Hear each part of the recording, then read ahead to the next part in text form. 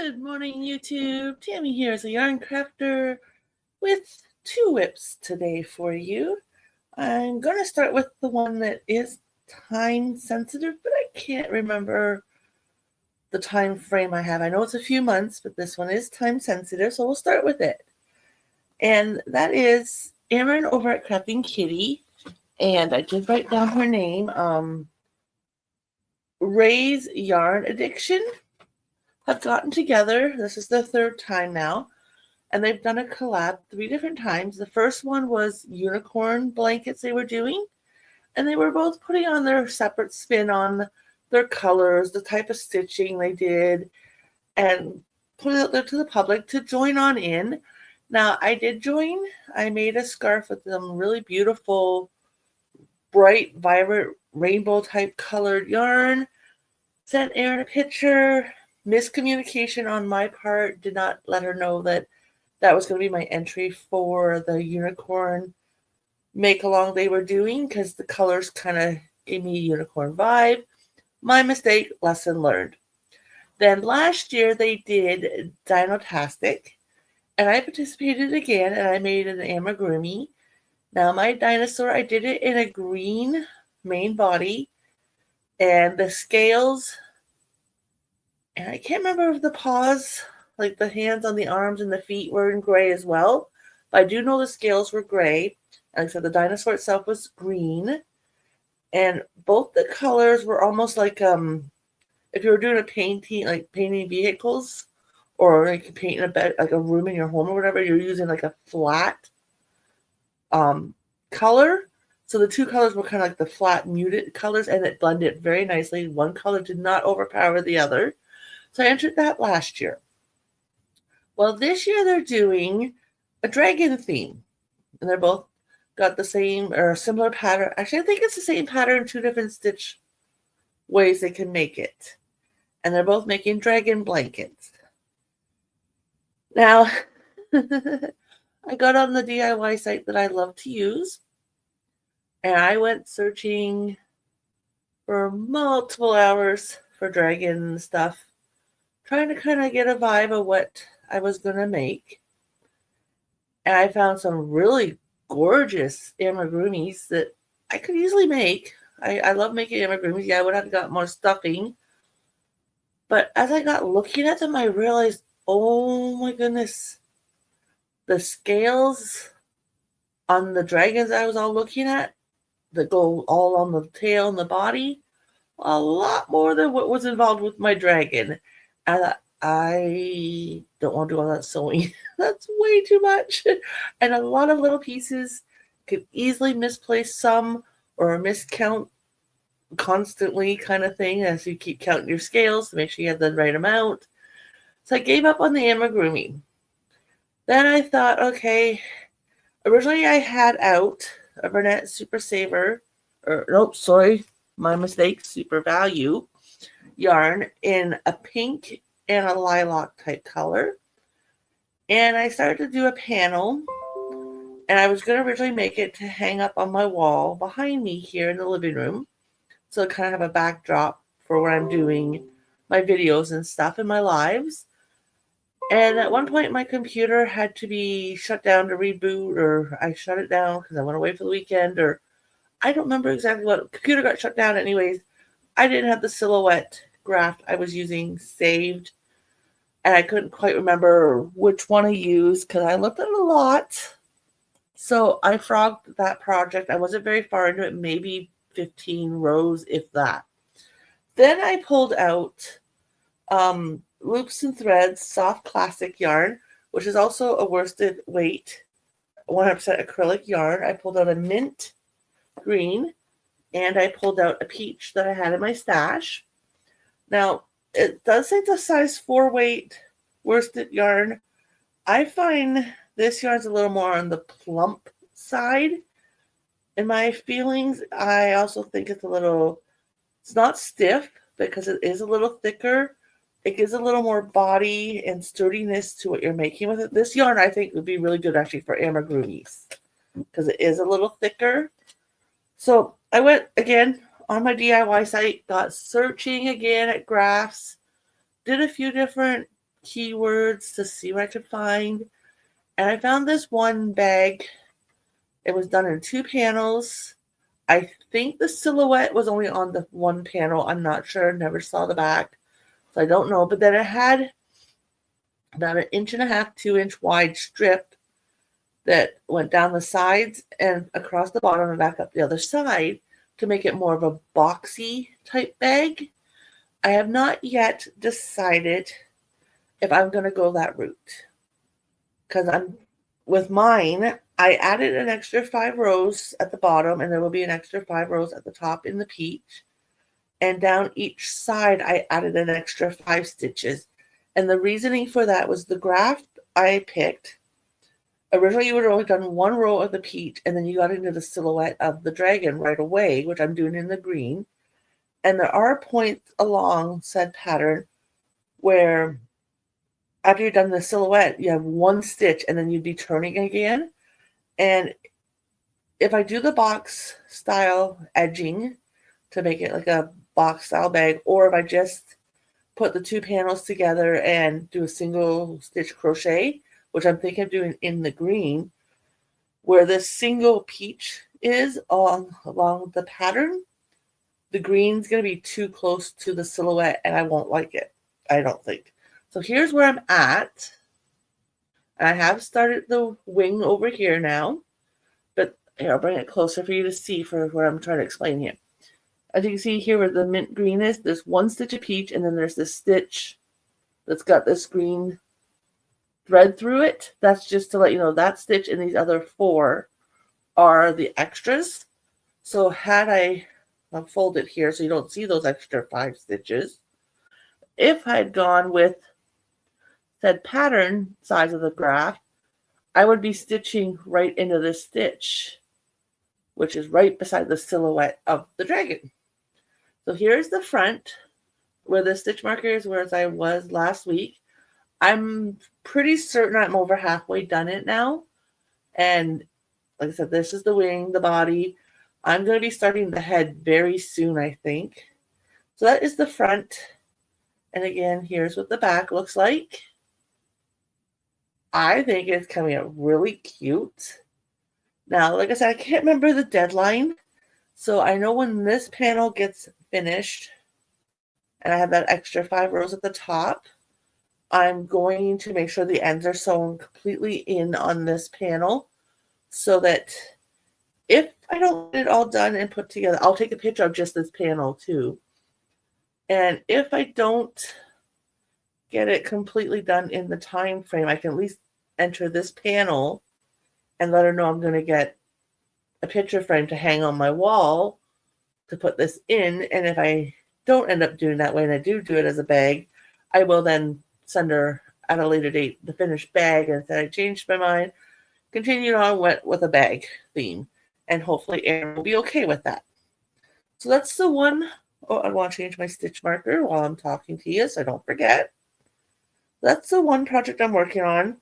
I am so in love with this. I think it's so cute. I've had no problems with it. It's a bit of counting, but it's typical with a graft. Now, this would be a cute silhouette as a blanket, I think. Like I said, I did a corner. Like I wouldn't do single crochet because you can see it's not very big, unless I did a few of them and joined them.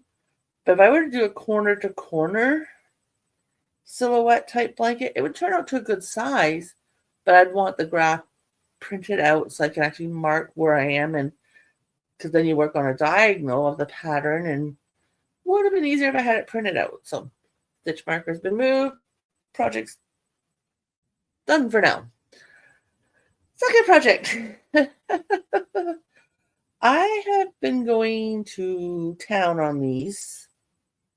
I do play bingo with a few friends online. And when I'm not hosting and they are and I'm just playing, I sit in it while I play bingo. And where the stitch marker is front of sock 1. But I'm at the point where I can start the heels. I might go 1 or 2 more rounds, but there's the first sock. technically sock 1, side A, and then sock 2, side A, and then you flip them around and you got sock 2, side B, sock 1, side B. I'm using 50-gram skeins of yarn, and as you can see, it's getting very low really quickly. These are going to be shorties, which I'm okay with. I looked at the pattern I've got printed out that I started the count with on these. And just so you know, these are a size. I did measure them. What size did I come up with? I can't remember. They are a size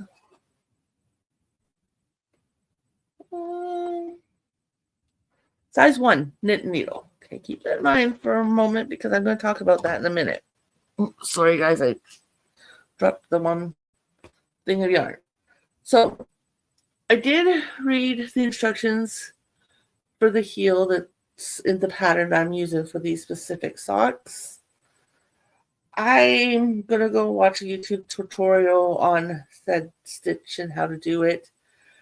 I think from what I'm reading, it's going to use up a little too much yarn, and I do not have any more of this yarn. This is all I have, and any other sock yarn I have is not compatible with it, either the type of materials, because these are 100% wool yarn, or the thickness, because this is a woven type yarn, and trying to see this spot here out of yarn.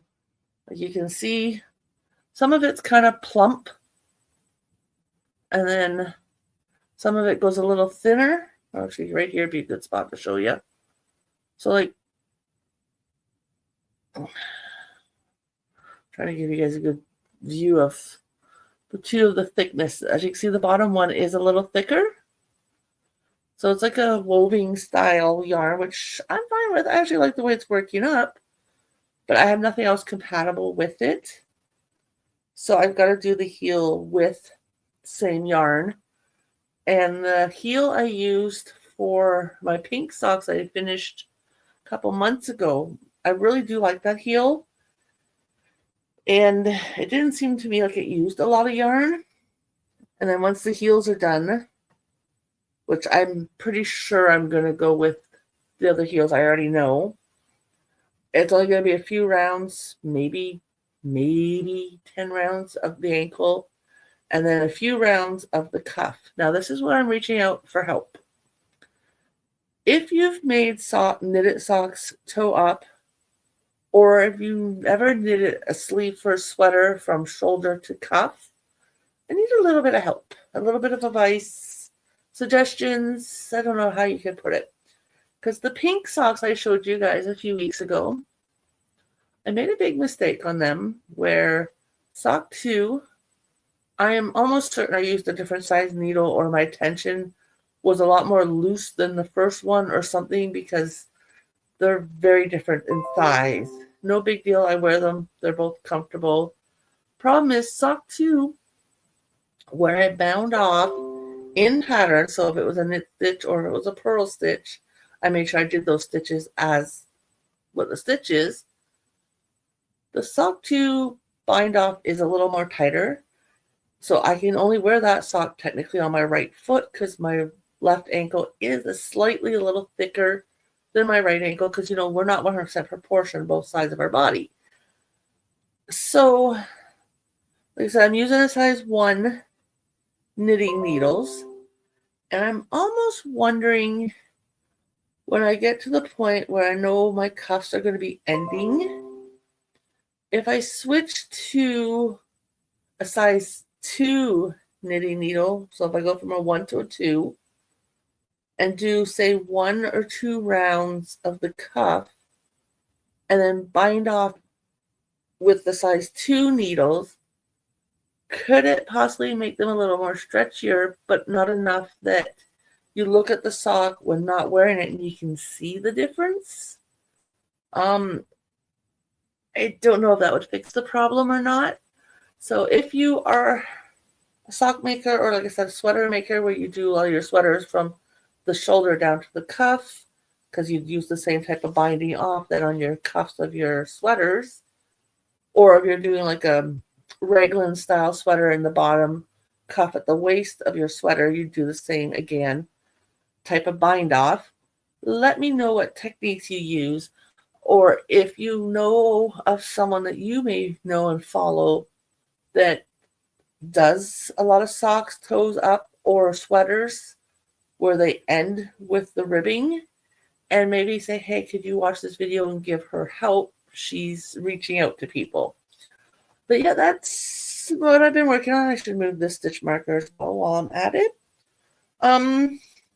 I did last week, I mentioned about quality control, tying on new yarn, especially on striping yarn. And if I had OCD, I think this would drive me nuts, because, you know, they never seem to do a good quality control of tying on the yarn. And I can show you exactly where, see where this bright green is, and then you got a real thin strip of brown, and then the dark green, that brown's the new yarn. So yeah, it's got a little thin strip compared to the rest, which are all much thicker. But now that I've worked up the sock a little further, that little strip of green doesn't bother me now as it did originally. So, and that's the only tie-on I've come across in this yarn so far. I'm hoping it's going to be the only tie-on of yarn, especially if it ends up being a second one on sock A, because that'd be like, oh my goodness, what you do, take all your small bobbins and put them together kind of thing. But hey, these fit my feet really nice. When I get them done, I'll definitely take a picture of just my feet. I'll model my feet for you guys and share a photo also of them on my feet. But those are my WIPs this week. Again, I still haven't looked for my head to toe knit book, Winter Knits. I'm pretty sure it's down here on the floor between the end of my love seat and my end table. I just haven't decided to move a few things that are underneath that end table to look, but I'm pretty sure that's where it's got to be, because it's nowhere else I've looked. Anyways, guys, I've kept you long enough. Thank you for watching my video. Hit the thumbs up if you don't mind. Hit share. I would appreciate it.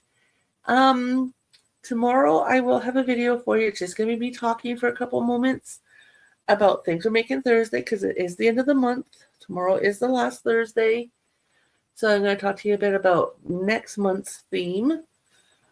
At this time, I do not think I will have an actual video for you for Friday, because the two WIPs I'm working on, which are the only two projects I have on the go. Oh, I lied. I have Sophie. Haven't still touched her. She's going to, I think, come back out to play after I'm done these socks. So she's just kind of sitting there chilling on the end of my couch in a bag, tucked all nice and neat away. But I don't think I'm going to have an FO video for you guys on Friday. But we never know with me. Sometimes I'll all of a sudden pop in with a short project. You know, quickie.